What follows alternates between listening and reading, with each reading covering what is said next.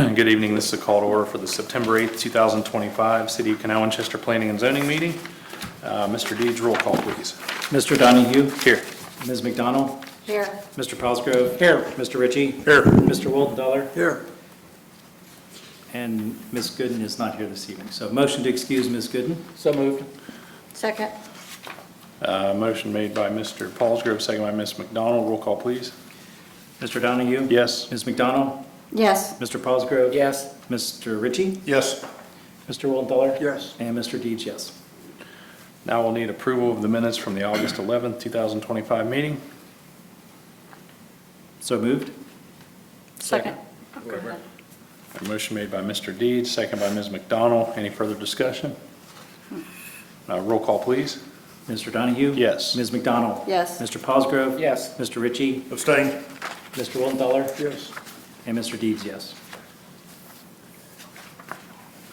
Now will be time for public comment for items that are not on our agenda this evening. So if anybody here to speak with items not on the agenda, now would be the time. All right, if there's any chance you'll speak with us this evening, if you're able, could you please stand and take an oath? Do you swear to be truthful in the testimony you give, tell the whole truth and nothing but the truth? If so, please say I do. I do. Thank you. And I will turn it over to staff for our first application. The first application on tonight's agenda is variance 25-009. This is for the Culver's Restaurant that's going to be constructed at 6480 Gender Road. The applicant is requesting a variance from Chapter 1189.12J to allow for a off-premise sign on the subject parcel. The subject property consists of two parcels, a 3.11 acre parcel for Culver's located on the flag lot off of Gender Road. The subject parcel for tonight's discussion is the 1.62 acre parcel located along Gender Road. The applicant is requesting a variance to have an off-site sign. The sign would be located on the 1.62 acre out parcel, which is a vacant lot that will be for sale in the future. The sign location up on the screen, again, is a shared monument sign located on the 1.62 acre parcel. Culver's is requesting for this multi-tenant sign, so that way their sign has frontage along Gender Road. The sign code would restrict the sign to either be located off of the flag closer to the right-of-way or somewhere along the private access drive to the north of the site. With working with Culver's, staff had suggested to them to apply for a variance to have a sign in this location. That way they would have their signage shared with the future outlot to have a combined sign, basically reducing the total amount of signage in the area as a result. This site also does get a tenant panel on the ex-church sign at the intersection of Biggerton Bend and Gender Road. So they'll have basically both signage advertising for this site will be shared multi-tenant signs. When looking at the applicant's request for approval, they note that the property situation is unique in that it is a flag lot to create this 4.7 acre piece of ground to be split into the two parcels. That Planning and Zoning Commission approved the Culver's project earlier this year.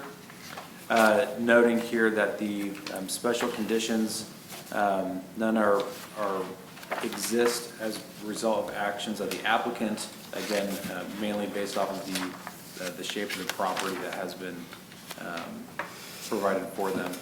When looking at the request here, the applicant does note that this sign design does meet the brand standards for formatting. However, it is unique and it's going to be a multi-tenant sign, which they are comfortable with, and that granting this variance does not adversely affect the public health, convenience, comfort, prosperity, or general welfare, and that it's creating a multi-tenant sign in place of a freestanding sign on the property.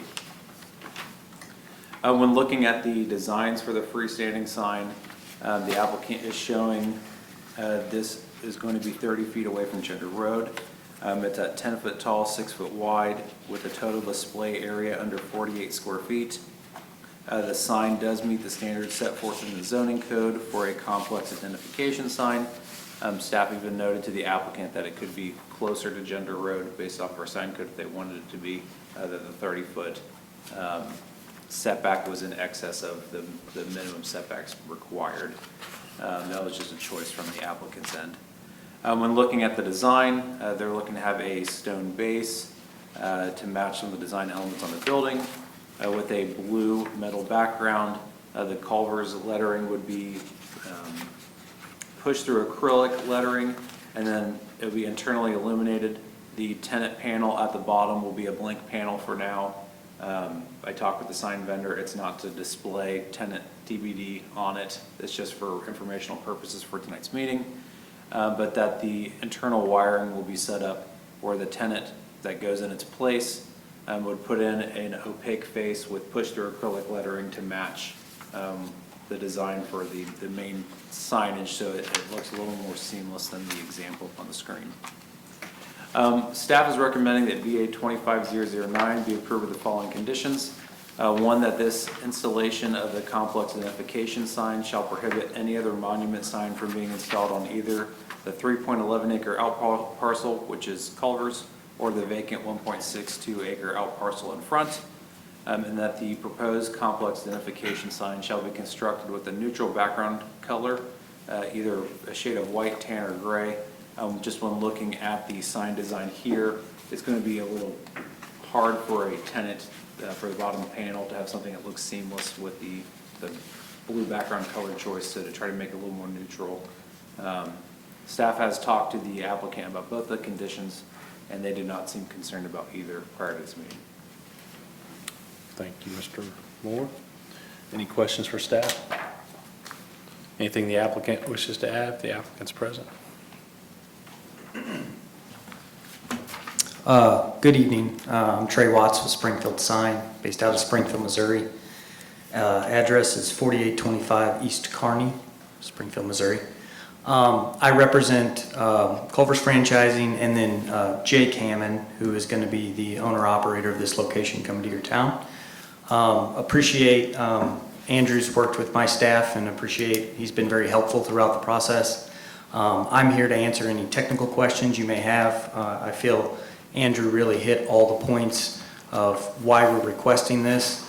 I will make a little levity of the situation. I'm a sign company, and I'm actually arguing for less signage for a change. So, but with this application, as Andrew stated, we are perfectly okay with, if you are to grant our variance tonight, we understand that this is our sign for the two sites, and we feel like this is the most viable situation for both sites. Of course, the Culvers, and then the future tenant, whoever goes in there, their sign is already taken care of. As far as the color background, not an issue to go to more of a neutral color, and I do agree with Andrew that it would help the tenant blend the two together. That blue color is Culver's blue, but I know that is quite stark, so changing that to a lighter color is not an issue on our side. Again, I'm here to answer any questions. Do appreciate you guys hearing this evening, and yeah, that's all I have. Thank you. Thank you. Any questions for the applicant? Comments? I'm assuming if we do the neutral background, then you'll probably use the blue for the Culver's name itself. If you could, sir, yeah, so we can capture it on the minutes. Thank you. Strangely enough, I will probably stay with the white. Blue actually does not backlight very well. Your eye tends to blur blue when it's lit from behind. So I would suggest that, and I talked to Andrew about this, maybe pull a tone from the building, match to the building, but probably the tan would be, tan or gray would be the best color for us to go with, but we'll stick with the white. Thank you. Any other questions for the applicant? All right, since this is a variance, I'll open it up for public hearing. If there's anybody here to speak on this application? Mr. Chairman, I move we close public hearing. Second. Motion made by Mr. Ritchie, second by Mr. Wildenthaler. Roll call. Mr. Donahue? Yes. Ms. McDonald? Yes. Mr. Paulsgrove? Yes. Mr. Ritchie? Yes. Mr. Wildenthaler? Yes. And Mr. Dees, yes. Right.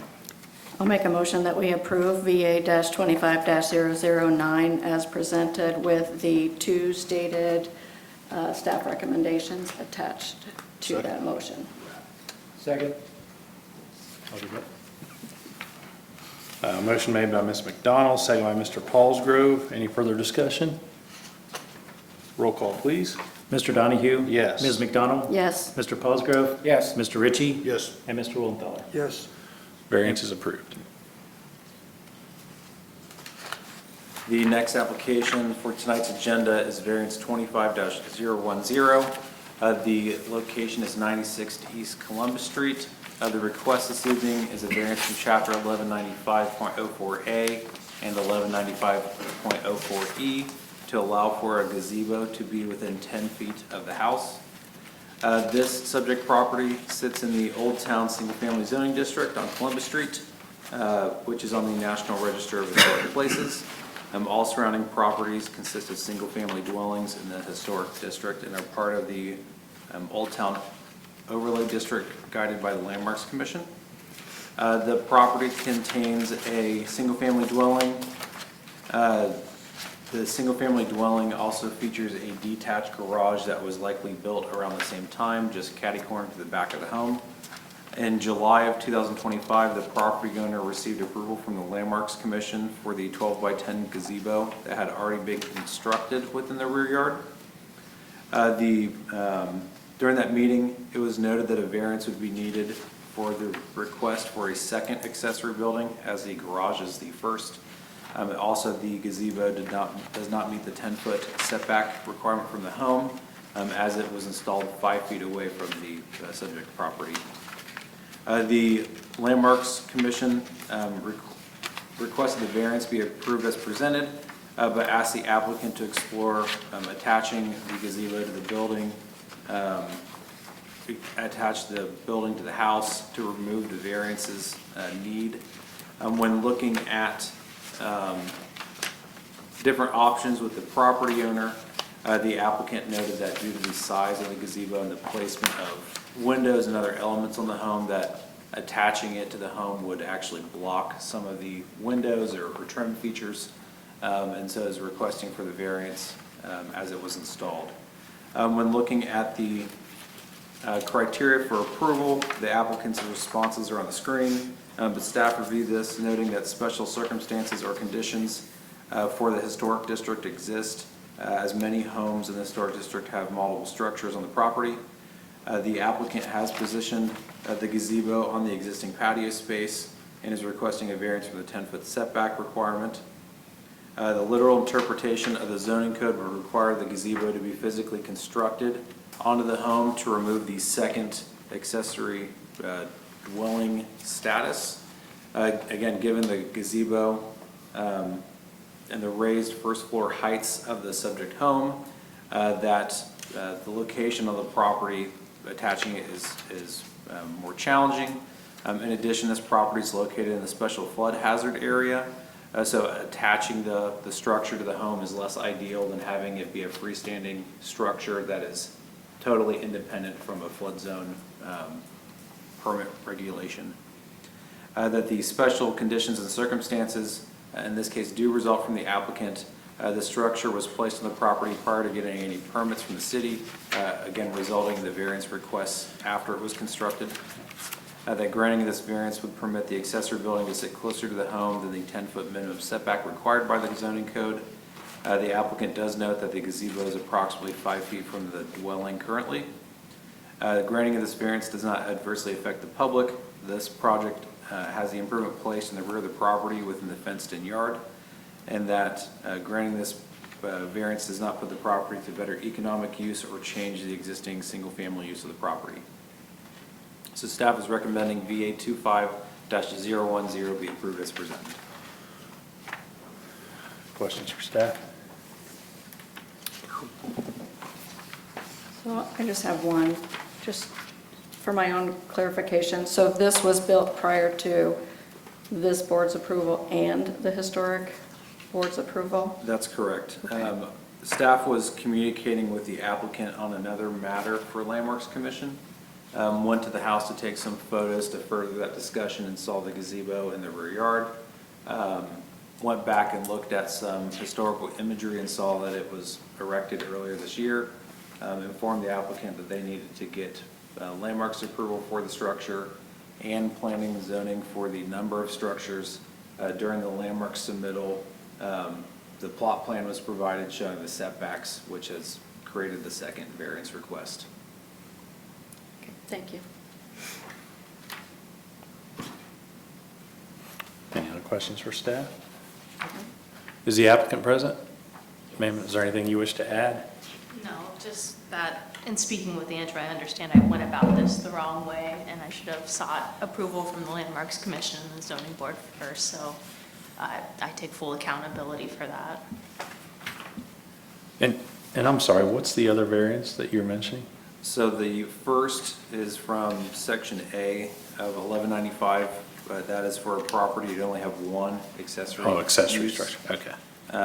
The provision E is the setbacks, or vice versa.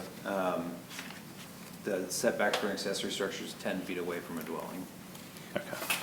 So, sorry, technicality, if I understand right, this variance, if approved, remains with the property forever. Correct. Yeah, so basically this would permit an accessory building, in this case a gazebo, to be within 10 feet of the house and be a second accessory structure. So they're not standalone variances, it's a combined variance? In this instance, it would be the application contents that are being approved. That would be the variance. Right, because if someone were to, let's say, remove the gazebo and decide to put up another garage or another building, that is not covered under the variance we would potentially grant. No. No, the only thing that would be, I guess, potentially feasible is if the property owner decided to add walls to the structure and make it fully enclosed space. But again, this property is in the special flood hazard area, so there are floodplain permitting restrictions that would make that a challenge as well. With this being an open structure, the floodplain permitting is much easier because floodwaters can pass through the open bottom freely. So, to answer your question, yes, but unlikely. Interesting. Any other questions for the applicant or anything, any other comments from you? No, the only thing to add is, I spoke with Andrea, if the variance is granted, we'll get the residential inspection done next, but I was waiting for a zoning board approval before we bolted the structure down in case the board asked for it to be moved. Okay. So Thank you. I have a question. Yeah. Are you familiar with all the other regulations on this property that Mr. Moore talked about, in case you Well, wanted to make changes? I've learned in speaking with him that any exterior modifications require Historic Landmark Commission's approval. Right, and the flood zone issue, that's a big deal. Yes, So, I okay. carry a flood insurance policy on the property, and I've spoke with Andrew as well. My property may be eligible to be removed from the floodplain permit, but I would have to get an elevation survey done to confirm the elevation there. Right. So I also serve on a disaster response team, and one of the fire codes is that any flammable elements must be 15 feet away from the house. So it's 15 feet away from the house, but it's right up against this flammable structure. So just to be aware that when you're using it, you might need to pull it out or pull it away from the structure and make sure that you have fire extinguisher. Sure. I don't want to come to your house. No, I don't want you to come either. Not that I wouldn't love your company, but at least not for that reason.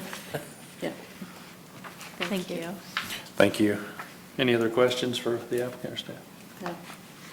All right, so this is a variance, so thank you. This is a variance request, so I'll now open it up for public comment. If there's anybody here from the public that wishes to speak. Mr. Chairman, see no rush to the mic. Move we close. Second. Second. Motion made by Mr. Ritchie, second by Mr. Deeds. Roll call, please. Mr. Donahue? Yes. Ms. McDonald? Yes. Mr. Cosgrove? Yes. Mr. Ritchie? Yes. Mr. Willenthaler? Yes. Mr. Deeds, yes. Mr. Chairman, I move we approve VA-25-010. Second. Motion made by Mr. Ritchie, second by Mr. Deeds. Any further discussion? All right, so for my further clarification on this particular application, if they were to, the way this variance is written and we're approving it, if they were to replace the current accessory structure, the garage, with a different garage of similar dimensions, that would be approved under this variance for the life of the property, The garage or the gazebo? the garage. So the garage would still be permitted to be reconstructed as it is one of two accessory buildings. The garage itself would have some merit into its position, not meeting side yard setbacks due to the historic district having administrative variance process for historic structures. So this variance does not detract from a garage being reconstructed or altered in the future, if that's what you're trying to ask. Yeah, thank you. I think likewise, the combined variance, I think I'm supporting a combined variance of the gazebo and the secondary structure. So just want to make it really clear that, Yeah, the contents of the application is what is being approved. Okay. Any further discussion? Roll call. Mr. Donahue? Yes. Ms. McDonald? Yes. Mr. Cosgrove? Yes. Mr. Ritchie? Yes. Mr. Willenthaler? Yes. And Mr. Deeds, yes. All right, so VA 25-010 has been approved.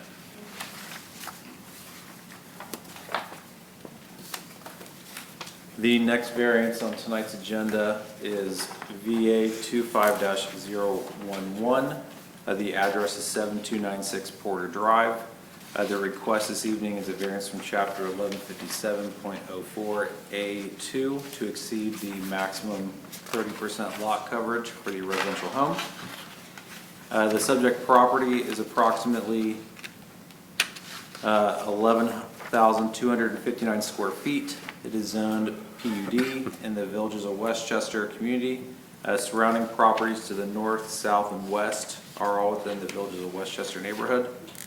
Property to the east is the Canal Winchester High School, zoned R3. The request this evening is to a variance for the max 30% lot coverage for the property in the Villages of Westchester.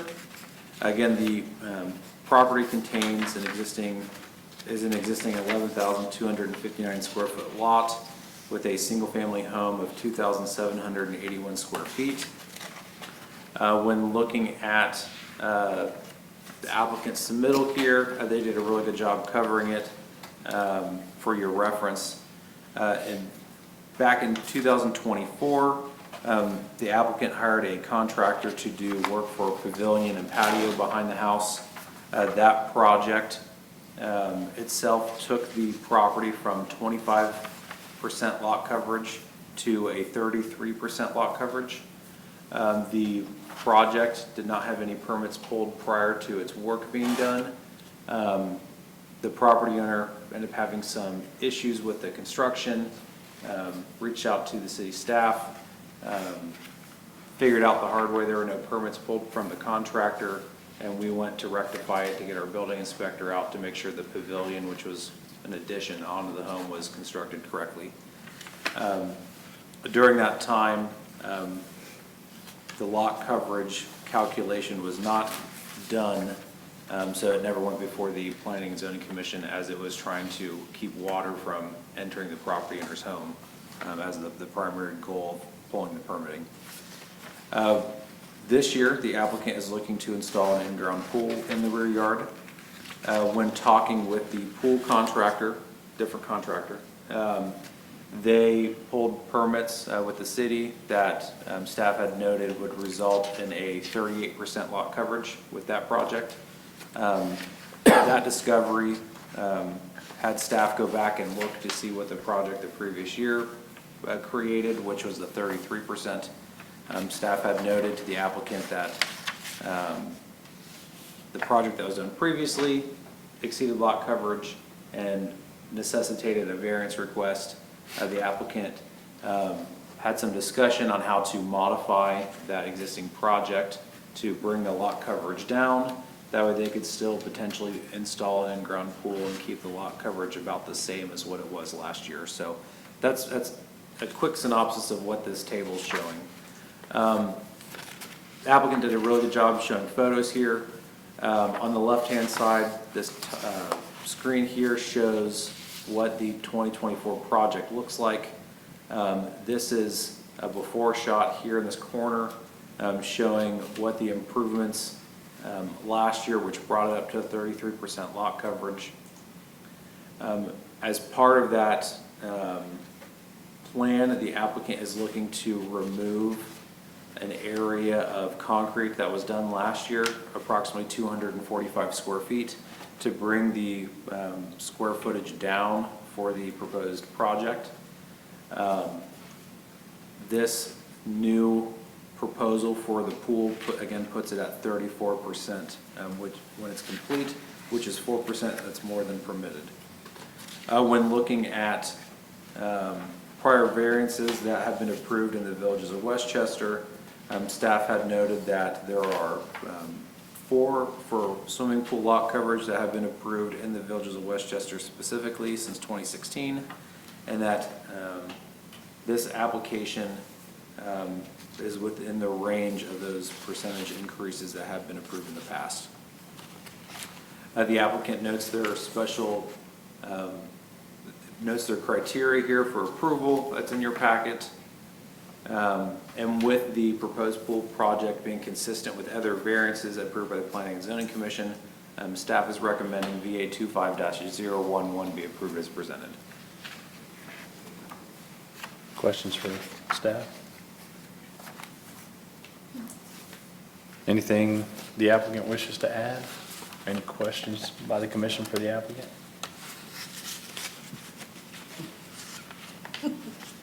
I guess I would just make the comment, I'm glad to see the applicant brought the coverage in line with what other variances have been.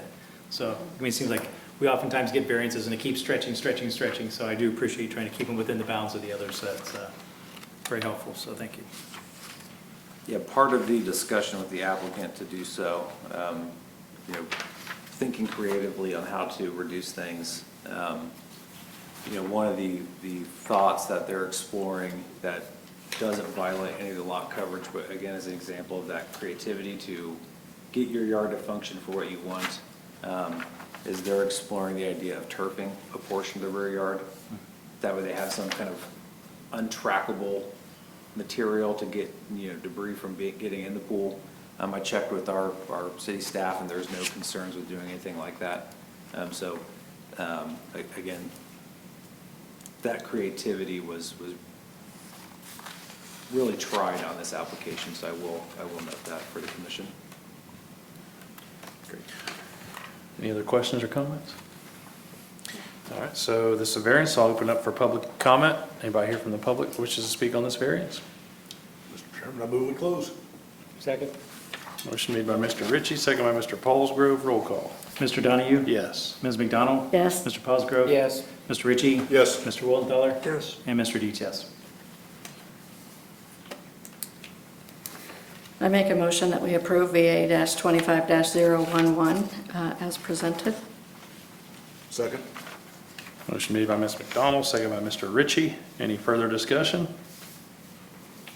Roll call. Mr. Donahue? Yes. Ms. McDonald? Yes. Mr. Paulsgrove? Yes. Mr. Ritchie? Yes. Mr. Wildenthaler? Yes. And Mr. Dietz, yes. All right, variance 25-011 has been approved.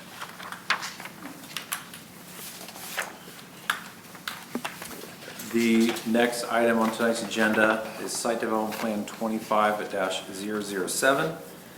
This application is for Ohio Health at 625 West Waterloo Street.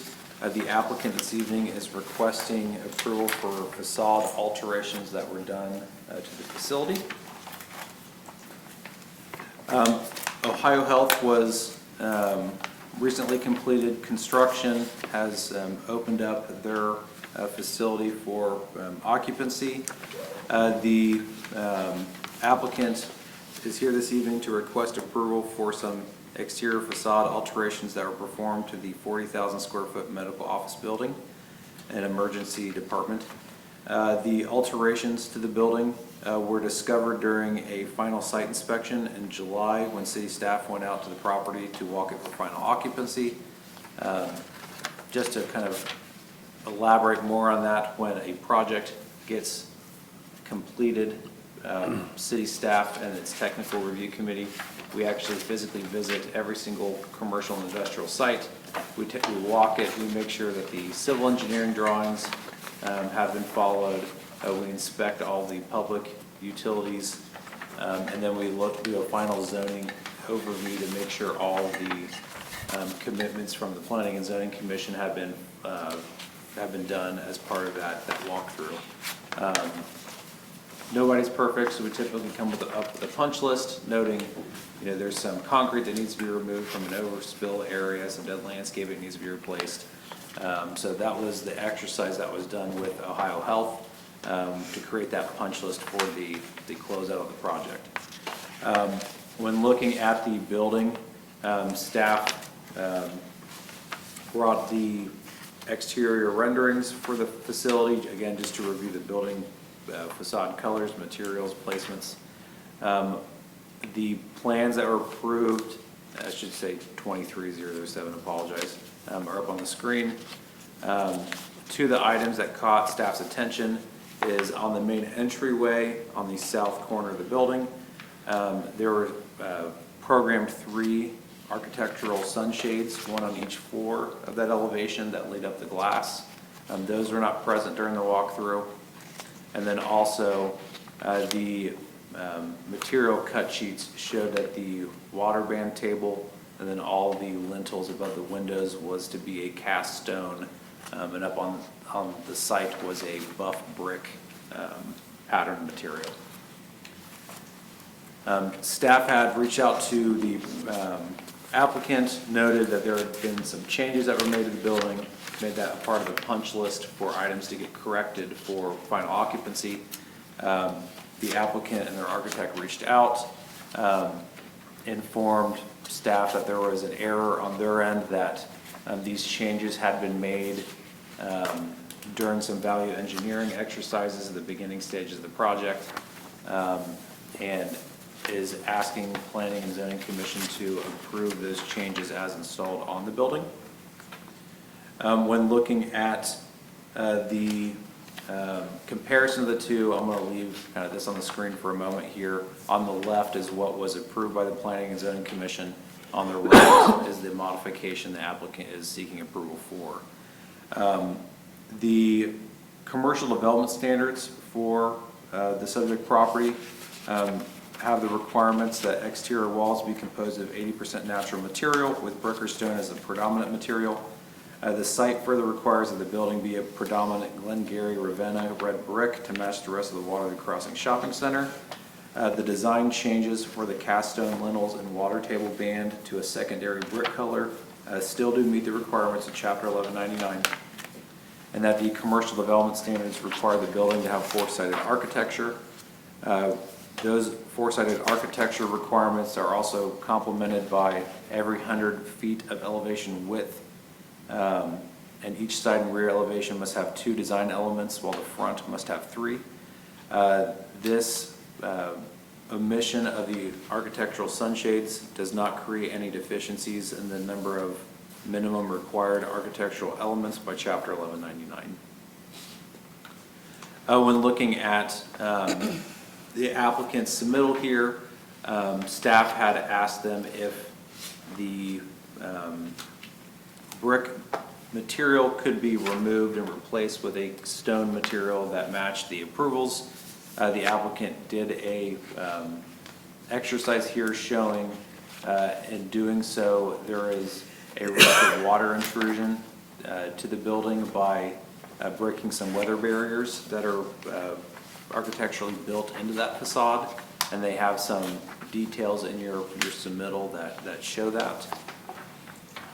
And so staff is recommending that site development plan 25-007 be approved as presented, as the changes that were made, while not initially approved by the Planning and Zoning Commission, they still do meet the minimum design requirements and the commercial development standards and the Waterloo Crossing development text. The applicant is here this evening, and they also have their own presentation that they would like to make if the chairman would be okay with that. Questions for staff? So, is this truly a site development plan application, Mr. Moore, or is this a variance from the previously approved site development plan that was approved and, I guess, not adopted by city council, but it was previously approved? So we're asking, so this is an entirely new site development plan with the caveat that, you know, the sunshade omissions and the facade alterations are essentially changing. So how does staff and Yeah, so what separates this from a variance request is a variance is a part of the codified ordinances of Canal Winchester. And the design for Ohio Health isn't a codified item. It is a approved site plan that planning and zoning granted for the site. Now, typically, if the project hadn't been complete, the applicant would still have the same tracking number as the previous application and come in and ask for an amendment to it. Given that this site and the project has been completed, staff felt it was most appropriate to assign it with a new site development plan application tracking number, basically to track internally that this is a new project. This is similar to like when Walmart wants to come and paint their buildings. We give them a new site plan application number for tracking purposes.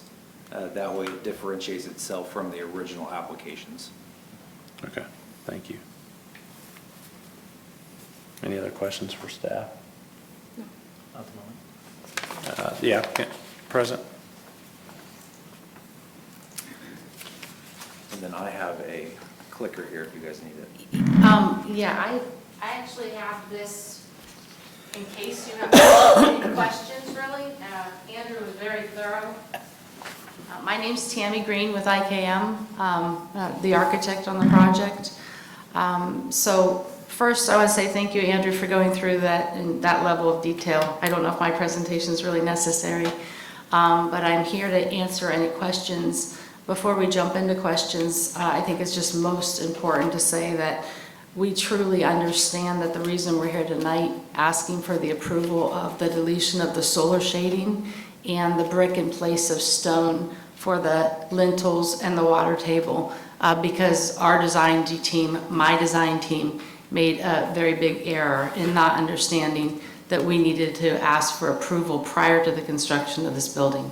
And we regret that omission, and want to talk through the details of why we're asking or hoping that you approve the existing condition remaining. So I'm open to any questions you have related to anything that was submitted, and I have some photos if we need them. Questions for the applicant? Were the changes made for cosmetic reasons or budgetary reasons or other reasons? The solar shading was removed when we were going through an energy analysis of the building, and we realized we could change the shading coefficient of the glazing and get a much better effective design.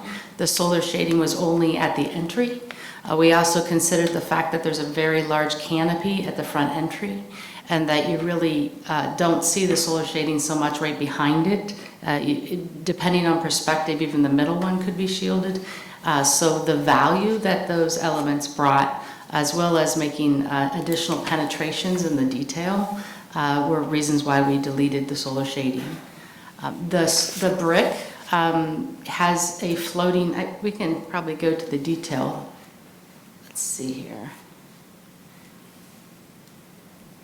The brick on the left, you see the yellow brick is a floating brick header detail. So there's just masonry anchors holding it back. The stone lintel, even if we decided to do this from the very beginning, requires a much heavier anchor to keep the lintel from rotating out of the building. So those anchors are on the bottom, you see those blue elements, and at the top. It would require going through the insulation back to structure. So much larger anchors, larger penetrations, more risk for air and water infiltration. So it's just a cleaner detail with the brick. Also, Ohio Health's brand, which we have some photos there. These are a couple buildings. One of their branding elements is to have the running bond buff colored brick over the windows. So that was driving the decision also.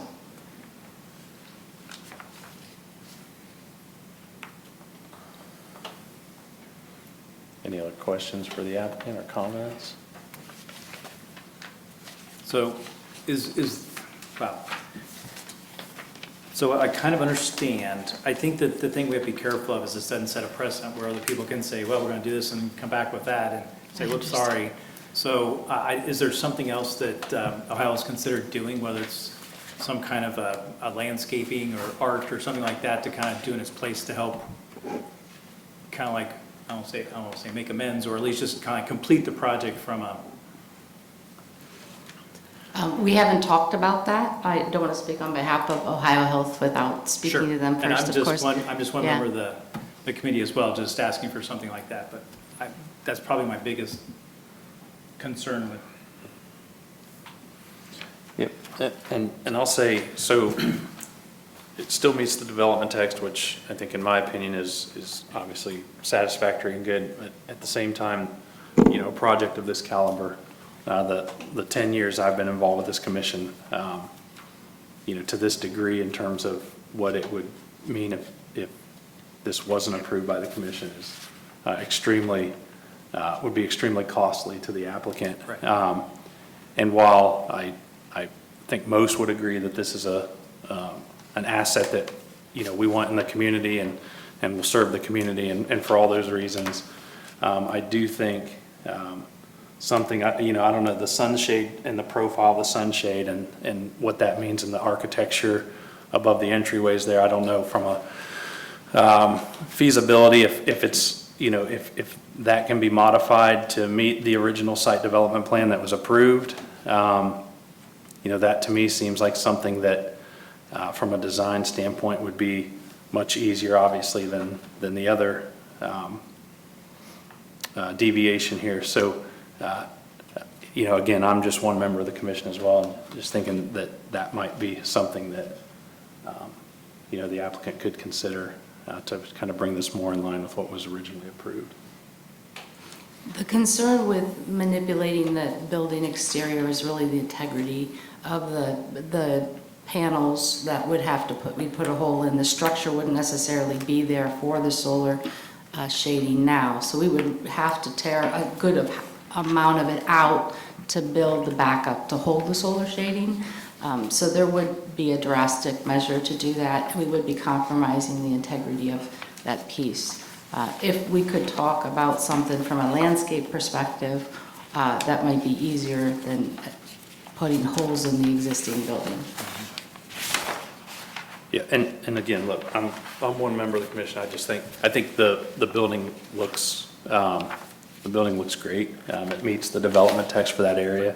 It's just unfortunate, you know, that there were some deviations from the original site development plan, but I get, you know, that happens from time to time, and that's why we're here tonight. So I don't know if anybody else from the commission has any other comments or questions for the applicant. I think from my perspective, I'm a little disappointed in that your firm is probably done this for many different projects, and you would have known that if you were going to make a change in plans, that you would have at least talked to staff about whether or not it needed it. I agree with the chairman that it's a nice-looking building. I'm not inclined to make you change it, but I'm very disappointed that that wasn't done properly and that we weren't notified ahead of time. Excuse me, that is a very fair statement. I understand this is a big oversight on our team's part, and I really do regret that we're here tonight for this reason. All right, any other questions or comments for the applicant or staff? Thank you. Thank you. All right, so no public hearing on this one, so this would just be a motion to approve. I'll make a motion that we approve SDP-25-007 as presented. Second. Motion made by Ms. McDonald, second by Mr. Paulsgrove. Any further discussion? I guess I'll just ask one last time, I mean, maybe just some additional landscaping, just kind of help improve the environment out there, something, but I'd have to revert the motion then, right? Yeah. Okay, I'm sorry, if there's another support for that, we can move on. All right, any further discussion? So again, that was made by Ms. McDonald, second by Mr. Paulsgrove. Roll call, please.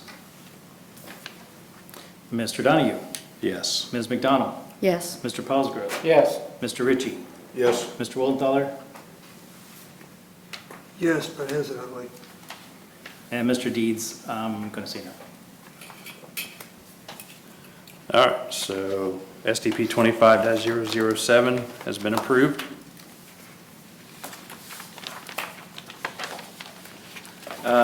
For a quick clarifier for the commission here, a notice was sent out in regards to the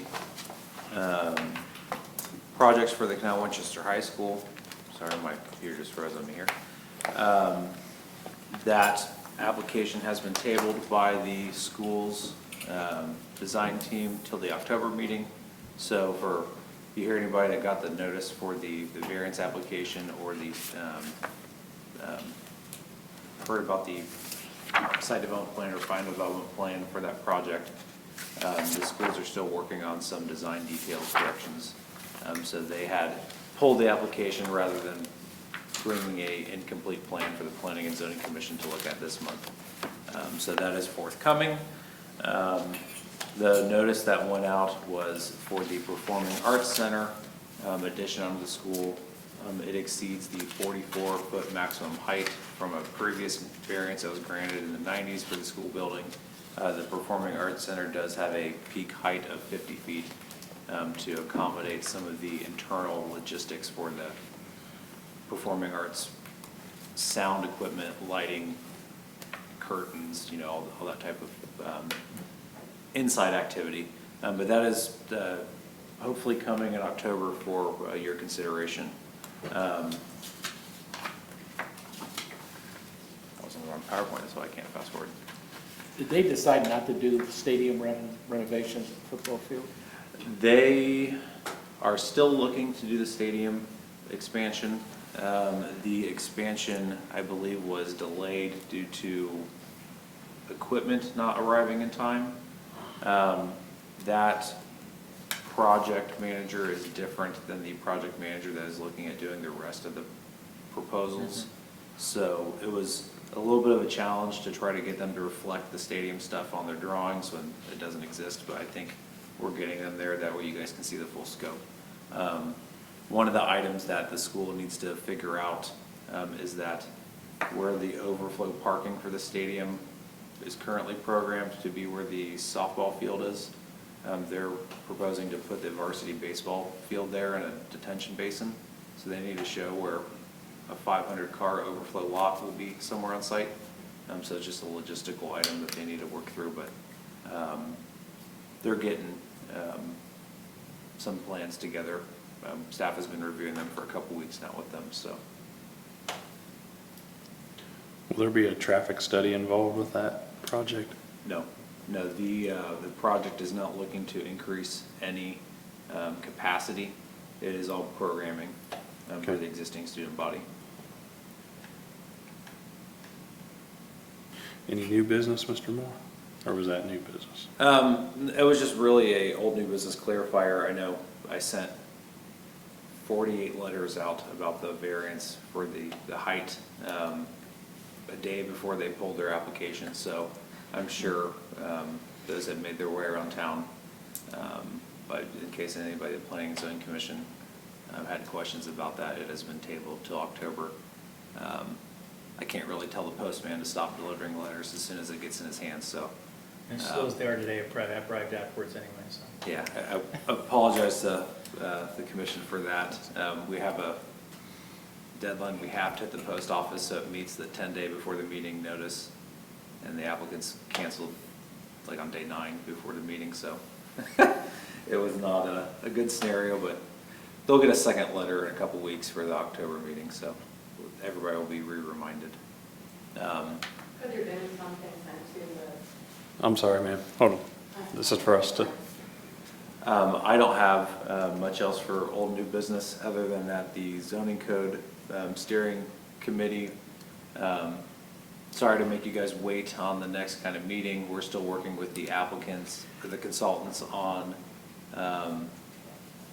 redefining districts and kind of naming new districts.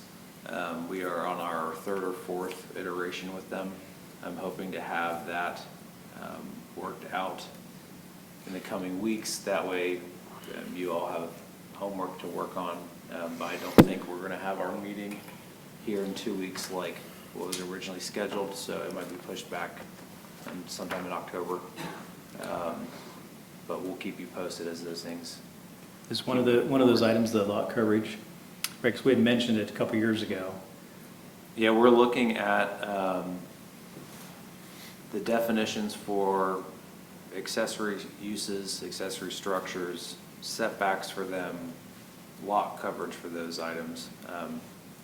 After the meeting, I can kind of discuss with you some of my preliminary thoughts of the guidance we've provided. Hopefully, that little sidebar could help answer some of your questions or give any thoughts to pass along. Now's a really good time to do it, so. Good. Because I think the gazebo is a great conversation to have, so. There's a lot of really good examples I have, so we can chat after this if you want. Mr. Chairman, I have an item. yeah.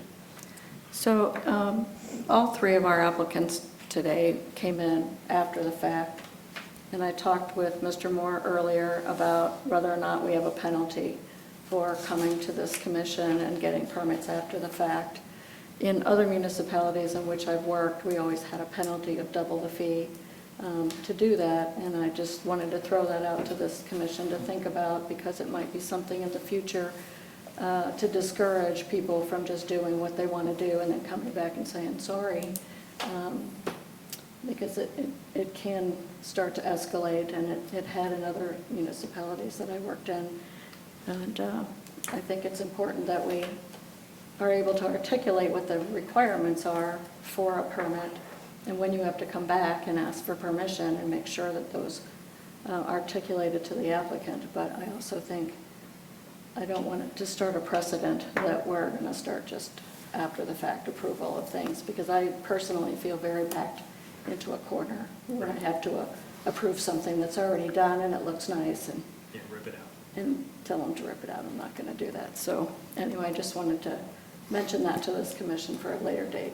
Yeah, and Ms. McDonald, I've mentioned before, it's been a few years. I do think I would encourage the city staff to continue to talk among staff and our city solicitor and what we can and can't do in terms of an education around, for the general public. So, I don't know if it's a newsletter or if it's a blast on social media, but just educating the general public on, some of the little things, the permitting process. And, it's hard sometimes when you do something that you think is simple and you're kind of not thinking if you're not close to it. So I get that. But I think a good solution sometimes is just keeping it top of mind for people that, okay, I'm going to do a small project. I need to either check with my HOA or I need to check with the city or both, or the Historic Landmarks Commission.